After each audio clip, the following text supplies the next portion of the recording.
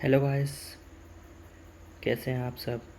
It has been very long time जब मैंने कोई वीडियो नहीं बनाया। बहुत समय हो गया है। आज से मैं स्टार्ट कर रहा हूँ वन वर्ड्स की कुछ सीरीज, जिसमें मैं सारे वन वर्ड्स पढ़ाऊँगा जो भी आपके एसएससी या अदर एग्ज़ाम्स में आते हैं। वो सब वन वर्ड्स में वीडियोस में कवर करूँगा। सबसे पहले हम देखते हैं कि वेटेज किसका कितना है। सबसे पहले देखते हैं कि एसएससी के प्री वाले एग्ज़ाम में सीजीएल, सीएचएसएल, एमटीएस, इसमें कितने वन वर्ड्स पूछे जाते हैं। तो सबसे पहले बात करें इंग्लिश की, तो इंग्लिश के 25 क्वेश्चंस इसमें आते हैं और 25 क्वेश्चंस में से 2 से 3 वन वर्ड पूछे जाते हैं। अब सीपीओ के प्री में 5 से 6 वन वर्ड पूछे जाते हैं। इसमें 50 क्वेश्चन आते हैं सीपीओ के प्री में। मेंस में 10 से 12 वन वर्ड पूछे जाते हैं, जिसमें 200 क्वेश्चंस आते हैं। सीपीओ मेंस में भी 200 क्वेश्चन आते हैं और 10 से 12 वन वर्ड्स पूछे जाते हैं। ठीक है, तो वेटेज बहुत अच्छा है, हमें वन वर्ड्स अच्छे से याद करने हैं। चलिए आगे देखते हैं।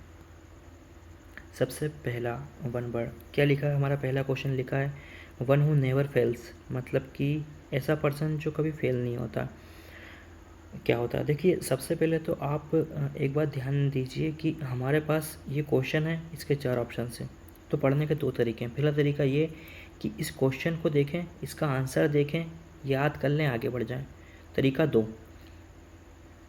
तरीका दो ये है कि आप बाकी जो बचे हुए 3 वर्ड्स हैं उनको भी ध्यान से देखें, ध्यान से पढ़ें, याद करें अच्छे से।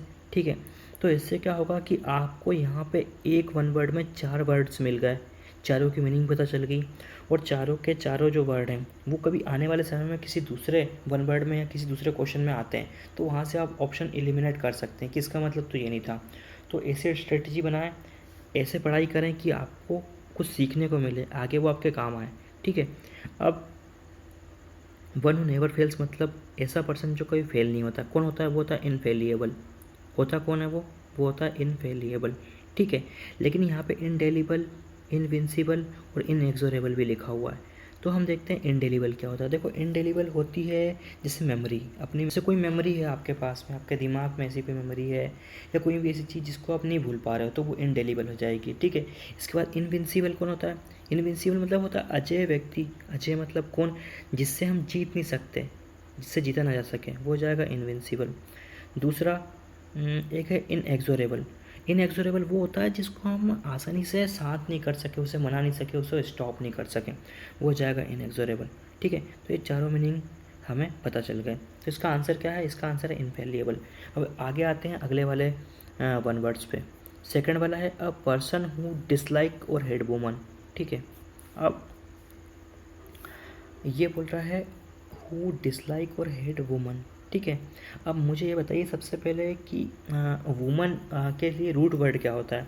शायद आपको नहीं पता होगा, बट ऑप्शन सी इसमें, सॉरी, हाँ ठीक है, तो वुमन के लिए जो रूट वर्ड है वो गायनी है। गायना मतलब लेडी होती है। ठीक है, तो अब मिस, जहाँ पे भी आपको मिस लिखा दिखे, मिस का मतलब होता है जस्ट अपोजिट। ठीक है, तो मिसोगेमिस्ट। ठीक है, दूसरे पे लिखा मिसोगाइनिस्ट। ठीक है, तो गायना इसमें छुपा हुआ, गायना मतलब होता है लेडीज़, और लेडीज़ यानी वुमन, तो मिसोगाइनिस्ट का आंसर हो जाएगा। लेकिन हम देखें पहले वाले पे लिखा मिसोगेमिस्ट, मिसोगेमिस्ट लिखा हुआ है। तो यहाँ पे गेमी या गेमस का मतलब होता है शादी, शादी। तो शादी, गेमस तो शादी होगा, मिसो मतलब उससे हेड, जो शादी से हेड करता है वो हो जाएगा मिसोगेमिस्ट। अब यहाँ पे तीसरे वाले नंबर पे लिखा हुआ मिस एंथ्रोप। ठीक है, तो मिस एंथ्रोप मतलब देखो यहाँ पे भी एक रूट वर्ड है। रूट वर्ड ये है कि एंथ्रोप, एंथ्रोप मतलब होता है मैन काइंड। मैन काइंड मतलब क्या होता है? मैन, मतलब जो मैन से नफरत करता हो, वो हो जाएगा मिस एंथ्रोप। और एक चौथे नंबर पे एक और वर्ड लिखा हुआ है, इसका मतलब लिखा हुआ मिस एंट्रिस्ट। मिस एंट्रिस्ट मतलब होता है एंड्रो, एंट्रा या एंट्रस मतलब क्या होता है? एंट्रस मतलब होता है मेल, मेल तो सिर्फ मेल की प्रजाति से नफरत हो। ठीक है, तो इसका आंसर हो जाएगा मिसोगाइनिस्ट। अगला देखिए तीसरे नंबर पे लिखा हुआ a person who helps the poor and those in need, मतलब एक ऐसा पर्सन जो पुअर की हेल्प करे और जिन ज़रूरत में किसी की मदद करे, वो क्या होता है? देखो सबसे पहले यहाँ पे सभी वर्ड्स में हमें फिल लिखा हुआ है, PHIL फिल, और फिल का मतलब होता है लव। लव यानी कि प्यार, ठीक है। तो फिलैंथ्रोपिस्ट क्या होता है? फिलैंथ्रोपिस्ट, ठीक है। तो फिल यानी तो होगा प्यार, ठीक है। और एंथ्रोप यानी क्या हो जाएगा? एंथ्रोप यानी होता है मैनकाइंड, एंथ्रोप यानी होता है मैनकाइंड। जहाँ भी आप ये वर्ड लिखा देखें एंथ्रोप, इसका मतलब समझ लेना कि वो मैनकाइंड है, ठीक है। अब लेकिन यहाँ पे 3 वर्ड और लिखे हुए हैं। एक लिखा है फिलोगाइनिस्ट। तो फिलोगाइनिस्ट क्या होता है? गायना मतलब मैंने आपको पिछले क्वेश्चन में बताया था, गायना मतलब होता है लेडीज़ और फिल मतलब होता है लव। तो जो वुमन से लव करे वो जाएगा फिलोगाइनिस्ट, ठीक है। उस प्रजाति से पूरा प्यार करे, ठीक है। लेकिन फिलोमैथ मतलब कि लवर ऑफ मैथ्स, ठीक है, जो मैथ का लवर हो, ठीक है, जिसको पढ़ाई पसंद हो वो फिलोमैथ हो जाएगा। लेकिन फिलेटलिस्ट क्या होता है? फिलेटलिस्ट होता है जो स्टाम्प कलेक्ट करता है, मतलब जो स्टाम्प्स आते हैं ना, जो आप पोस्ट ऑफिस में जाते हैं स्टाम्प को पेस्ट करते हैं वहाँ पे, उनको कलेक्ट करने वाला होता है फिलेटलिस्ट, ठीक है। अब आगे जाते हैं, आगे आते हैं तो हम देखते हैं a system of government in which there are large number of state officials who are non elected. मतलब एक गवर्नमेंट का ऐसा सिस्टम जिसमें बहुत सारे ऑफिशियल्स लोग हैं, ठीक है, और जो नॉन इलेक्टेड है उनको हम बोलते हैं ब्यूरोक्रेसी बोलते हैं। क्या बोलते हैं उसको? ब्यूरोक्रेसी, ठीक है। लेकिन इसके साथ में 3 वर्ड्स और लिखे हुए हैं। कौन कौन से? ऑटोक्रेसी, प्लूटोक्रेसी और अरिस्टोक्रेसी। देखो ऑटोक्रेसी यानी क्या होता है? ऑटोक्रेसी मतलब होता है सिर्फ किसी सिंगल व्यक्ति का राज जहाँ पर चले वो जाएगा ऑटोक्रेसी, ठीक है। और प्लूटोक्रेसी मतलब को क्या होता है? प्लूटोक्रेसी का मतलब होता है कि जहाँ पर रिच पीपल, कौन से? रिच पीपल का राज चलता है, ठीक है, मतलब वो क्या हो जाएगा? प्लूटोक्रेसी। लेकिन यहाँ पे एक और वर्ड है अरिस्टोक्रेसी, ठीक है। तो अरिस्टोक्रेसी का मतलब होता है कि जहाँ पे नोबल पीपल, जो भी नोबल लोग होते हैं, ठीक है, उनका राज चले उसको बोलते हैं अरिस्टोक्रेसी, ठीक है। तो इसका आंसर हो जाएगा अपना ब्यूरोक्रेसी, ठीक है।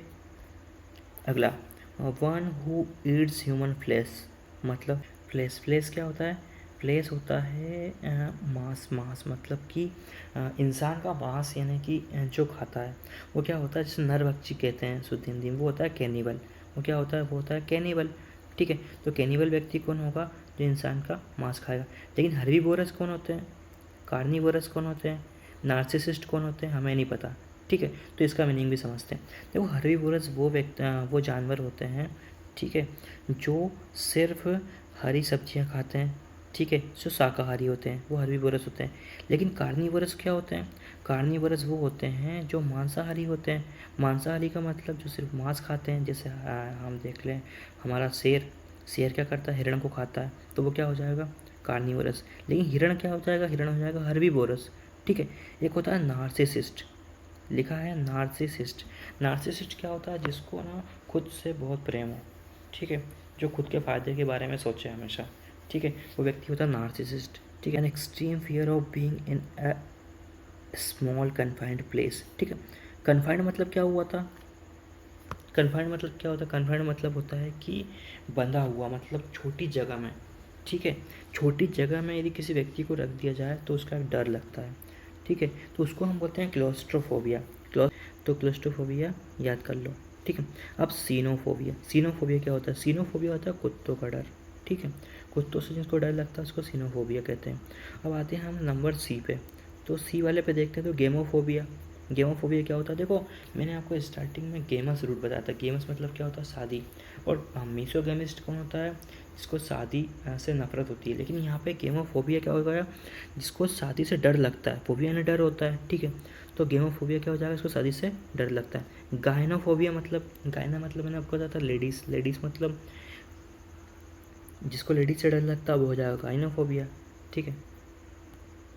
Building in which aircraft are housed, मतलब एक ऐसी बिल्डिंग जहाँ पे एयरक्राफ्ट को रखा जाता है। एयरक्राफ्ट मतलब जो अपने एरोप्लेन वगैरह आते हैं, ठीक है, तो उसको हम क्या बोलते हैं? HNGR हैंगर, HNGR हैंगर, ठीक है। ग्रेनरी डॉकयार्ड, ठीक है। तो देखो यहाँ पे इसका आंसर ए या बी में से कुछ है, ठीक। दूसरा वाला हैंगर देखें तो इसमें HNGAR लिखा हुआ है, ठीक है, तो इसका सही आंसर GAR वाला है। और वो पहला वाला जो हैंगर है ना, जो अपन घर में यूज़ करते हैं, जो जिस पे क्लॉथ्स को टांग देते हैं, हम कपड़ों को टांग देते हैं, वो पहला वाला हैंगर है, ठीक है। तो हैंगर वो चीज़ है सेकंड वाला जहाँ पे एयरक्राफ्ट को रखा जाता है। तीसरा ऑप्शन क्या है? ग्रेनरी। ग्रेनरी क्या होती है? ग्रेनरी वो होती है कि जहाँ पे अनाज को रखा जाता है, वो होती है ग्रेनरी। चौथा था डॉकयार्ड। डॉकयार्ड क्या होता है? डॉकयार्ड होता है कि जहाँ पे शिप्स को रिपेयर करते हैं या उनको बनाते हैं, वो होता है डॉकयार्ड, ठीक है। शिपयार्ड भी बोल सकते हैं इसको, ठीक है। तो इसका आंसर हो जाएगा हैंगर, मतलब ऑप्शन बी। अब आते हैं 8वें नंबर पे। तो 8वां नंबर है a person who talks about himself achievement only. एक ऐसा पर्सन जो सिर्फ खुद के बारे में बात करे, उसके अचीवमेंट के बारे में बात करे, खुद की तारीफ करता रहे, ठीक है, वो हो जाएगा ईगोइस्ट, ईगोटिस्ट, हेडोनिस्ट, ऑल्ट्रुइस्ट। इसका आंसर आएगा ईगोटिस्ट। देखो इसका आंसर याद कैसे करोगे आप? देखो ईगोटिस्ट में टी है और ईगोइस्ट में टी नहीं है, तो इसमें टी आया, टी आया मतलब टॉक, टॉक मतलब टॉक्स अबाउट हिमसेल्फ, तो आंसर हो जाएगा इसका ईगोटिस्ट, ठीक है। लेकिन हम देखें ईगोइस्ट, तो ईगोइस्ट कौन होता है? जो वो सेल्फिश हो, ठीक है, मतलब कि जो सिर्फ अपने बारे में सोचे, वो हो जाएगा ईगोइस्ट, ठीक है। लेकिन ईगोटिस्ट कौन होगा? जो खुद के अचीवमेंट्स के बारे में बात करेगा।